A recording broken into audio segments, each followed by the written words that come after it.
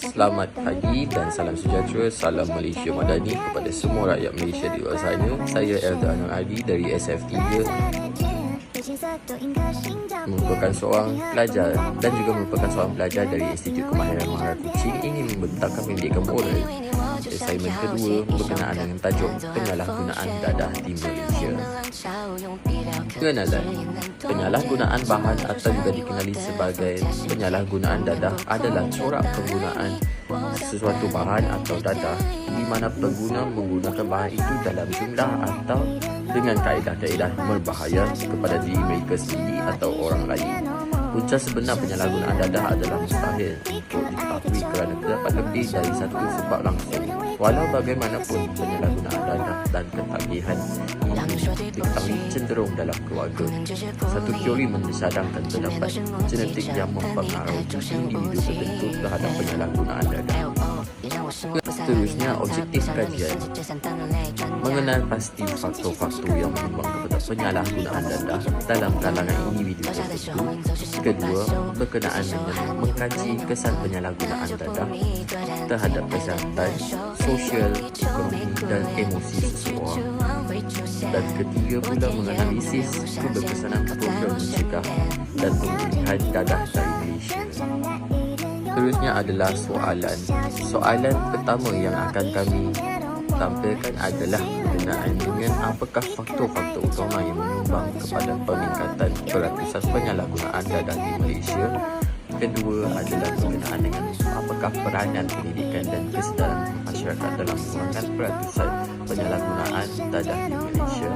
Ketiga pula, sejauh manakah keberkesanan program pemulihan dadah dalam mengurangkan peratusan penyalahgunaan dadah di Malaysia. Soalan keempat pula adalah berkenaan dengan apakah kesan sosial dan ekonomi daripada peningkatan peratusan penyalahgunaan dadah di Malaysia. Kelima, bagaimanakah anda menangani isu peningkatan peratusan penyalahgunaan dadah di Malaysia? Keenam, bagaimanakah penyalahgunaan dadah boleh menjejaskan kesihatan fizikal, mental seseorang? Soalan ketujuh, apakah peranan keluarga dalam mencegah penagihan dadah? Kelapan pula, pada pendapat anda, apakah langkah terbaik untuk mencegah penyalahgunaan dadah? Okey, berikut adalah soalan dan jawapan yang telah diberikan. Apakah faktor utama yang menyumbang kepada peningkatan peratusan penyalahgunaan dadah di Malaysia? Yang pertama adalah masalah sosial dan ekonomi. Kemiskinan, pengangguran, tekanan hidup dan ketidakseimbangan sosio-ekonomi boleh mendorong individu mencari jalan keluar melalui dadah. Kedua, pengaruh rakan sebaya. Ramai penagih khususnya remaja mula mengambil dadah kerana pengaruh rakan-rakan yang sudah terlibat. Kurang pengetahuan dan kesedaran. Yang ketiga, kurangnya pendedahan tentang bahaya dadah menjadikan individu lebih mudah terpengaruh. Keempat pula, akses mudah kepada dadah. Kewujudan sindiket pengedaran yang aktif dan suka dibanteras menyumbang kepada penyebaran dadah. Dan terakhir pula adalah masalah keluarga. Masalah keluarga boleh melibatkan hubungan kekeluargaan yang renggang, pengabaian atau penderaan emosi boleh mendorong seseorang terlibat dengan dadah. Sekian saja daripada saya. Saya ingin memberikan ruang kepada pembentangan yang seterusnya. Silakan. Okey, soalan yang kedua, apakah peranan pendidikan dan kesedaran masyarakat dalam mengurangkan peratusan penyalahgunaan dadah di Malaysia? Yang pertama adalah pendidikan awal. Pendidikan berkaitan bahaya dadah di sekolah mampu membina asas pemahaman sejak usia muda. Yang kedua adalah program kesedaran seperti kempen seminar ataupun forum umum untuk meningkatkan kefahaman masyarakat tentang risiko penyalahgunaan dadah. Yang ketiga adalah pendidikan keluarga. Ibu bapa yang peka dan pengetahuan boleh anak-anak menjauhi dadah. Yang keempat adalah pelibatan komuniti. Sokongan komuniti seperti jiran, NGO dan pemimpin tempatan mampu membina persetaraan bebas dadah setiap perumahan individu. Okey, yang kelima adalah media sosial dan tradisional. Penyebaran mesej anti dadah melalui pelbagai saluran memperluaskan jangkauan kesedaran. Oke, mau sambung nggak? Jajak. Soalan ketiga adalah sejauh manakah kebersamaan program pemulihan dadah dalam mengurangkan peratusan penyalahgunaan dadah di Malaysia? Oke, yang pertama adalah kebersamaan program rawatan seperti program metadon, terapi psikologi dan bimbingan spiritual menuju kesan positif. Namun, kebersamaan yang berbeza mengikut individu. Yang kedua adalah pemantauan atau sokongan berterusan. Dalam pesakit yang mendapat bimbingan berterusan secara keluar dari pusat pemulihan cenderung untuk pulih dengan stabil. Oke, yang keempat adalah program pemulihan komuniti. Ialah usaha dari pihak AADK melalui program pemulihan berasaskan komuniti semakin mendapat tempat untuk mengurangkan stigma terhadap penagih dadah. Yang akhir adalah kesedaran dan sokongan majikan. Peluang pekerjaan selepas pemulihan sangat penting untuk mengelakkan penagih kembali kepada dadah. Soalan yang keempat adalah apakah kesan sosial dan ekonomi daripada peningkatan peratusan penyalahgunaan dadah di Malaysia? Yang pertama adalah kesan sosial. Peningkatan kadar jenayah. Penagih sering terlibat dalam jenayah seperti kecurian, rompakan, kerogolan, dan kemaksiatan. Yang keenam adalah perpecahan institusi keluarga. Penagih boleh meruntuhkan hubungan keluarga menyebabkan perceraian, penderaan, pembunuhan, ataupun penjualan anak. Yang kedua adalah kesan pada ekonomi, ialah beban kepada sistem kesihatan dan pemulihan. Dan kos rawatan pemulihan penagih menelan juta ringgit dana awam dan setiap tahun. Yang kedua adalah kehilangan produk aktif penagih yang menganggur. Soalan yang kelima adalah bagaimanakah anda menangani isu peningkatan peratusan penyalahgunaan dadah di Malaysia? Yang pertama adalah pendidikan dan pencegahan awal, ialah memperkasa pendidikan anti dadah di sekolah, IPT dan komuniti sejak usia yang muda.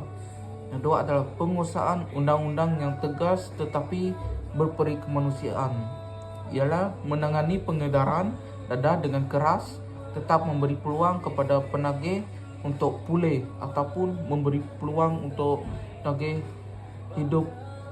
kehidupan yang baru. Yang kelima adalah sokongan pasca pemulihan. Sediakan pekerjaan, tempat tinggal dan komuniti sokongan kepada bekas penagih. Soalan nombor 6, bagaimanakah penyalahgunaan dadah boleh menjejaskan kesihatan fizikal dan mental seseorang? Kesan fizikal. Kerosakan organ dalaman dadah seperti heroin dan metamfetamin boleh merosakkan hati, ginjal dan jantung. Penyakit berjangkit. Penagih suntikan berisiko tinggi mendapat HIV atau AIDS dan hepatitis C melalui perkongsian jarum. Kesan mental. Kemurungan dan keresahan. Penggunaan dadah menjejaskan kestabilan emosi dan boleh membawa kepada kemurungan yang teruk. Psikosis dan halusinasi. Dadah tertentu boleh menyebabkan ilusi, paranoia dan gangguan mental serius. Yang ketujuh, soalan ketujuh, apakah peranan keluarga dalam mencegah penagihan dadah? Peranan keluarga memberikan didikan awal tentang bahaya dadah. Ibu bapa perlu mendidik anak-anak sejak kecil tentang kesan buruk dadah terhadap kesihatan masa depan dan hubungan sosial. Yang kedua adalah menjadi contoh teladan positif. Ahli keluarga yang mengamalkan gaya hidup sehat dan bebas memberikan pengaruh yang kuat kepada anak-anak. Yang ketiga adalah memantau dan mengenal pasti perubahan tingkah laku anak-anak. Ibu bapa perlu peka terhadap tanda-tanda awal seperti perubahan sikap, penurunan prestasi akademik ataupun pergaulan pencurigakan. Yang kelima adalah menjaminkan komunikasi dan terbuka.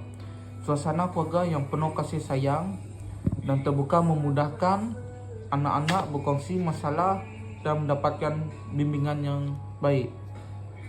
Soalan nombor 8, pada pendapat anda, apakah langkah terbaik untuk mencegah penyalahgunaan dadah? Langkah terbaik mencegah penyalahgunaan dadah adalah pendidikan anti dadah sejak awal, memasukkan kurikulum pendidikan anti dadah bermula dari sekolah rendah dengan pendekatan interaktif dan praktikal. Kedua, memperkasakan institusi keluarga, meningkatkan keupayaan ibu bapa melalui program keibubapaan dan sokongan komuniti. Ketiga, kempen kesedaran berterusan melalui media sosial, TV, radio dan komuniti menyebarkan mesej secara efektif dan berimpak tinggi. Keempat, pencegahan berasaskan komuniti, mewujudkan pasukan sukarelawan, pusat komuniti dan aktiviti belia yang aktif sebagai alternatif kepada pengaruh negatif. Terakhir sekali, kerjasama strategik antara agensi ADK, KPM, KKM dan PDRM perlu bekerjasama dengan lancar untuk tindakan pencegahan yang bersepadu. Berikutnya adalah data statistik penyalaan penggunaan dadah di Malaysia. Inilah jadual tahun daripada tahun, iaitu peratus penduduk bandar dan peratus penduduk luar bandar di Malaysia dari tahun 1970 hingga tahun 2010. Kita dapat tengok dari sini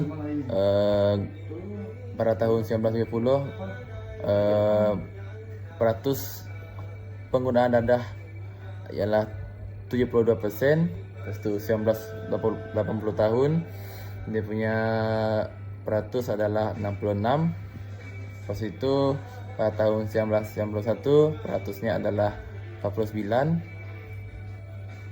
And then di tahun 2000 peratusnya adalah 38 per 62. Pada tahun 2010 peratusnya adalah 37 hingga 63.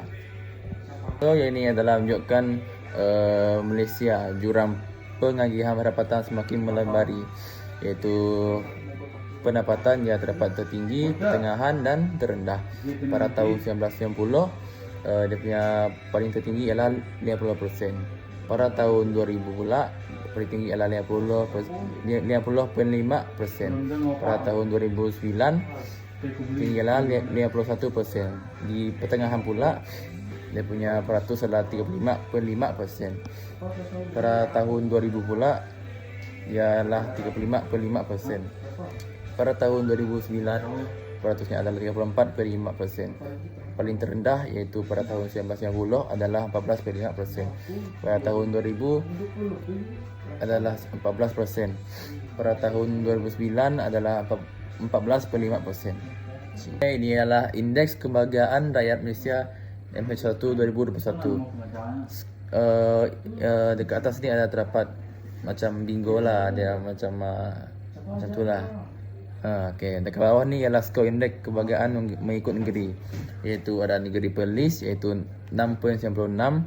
Dekat Kedah pula dapat iaitu 6.59, Kelantan pula 7.02, dekat Terengganu pula 7.20, dekat Pahang pula 6.75, dekat Melaka pula 5.85, dekat Johor pula 6.59, dekat Negeri Sembilan pula iaitu 6.68, dekat Putrajaya pula 7.28, dekat Kuala Lumpur juga iaitu 7.77, dekat Selangor terdapat 5.74, dekat Perak 3.5, dekat Pulau Pinang 6.65, dekat Sabah 6.28, dekat Labuan pula 9.29. Ini lebih banyak lah. Dekat Sarawak pula 6.69 iaitu ini adalah kesimpulannya. Secara keseluruhannya, penyalaan kegunaan dadah adalah ancaman besar kepada masa depan negara dan memerlukan tindakan bersepadu, berterusan serta pendekatan yang lebih holistik untuk menangani punca sebenar masalah ini. Kesedaran, pendidikan awal dan sokongan komuniti adalah kunci dalam usaha membentuk masyarakat bebas dadah di Malaysia.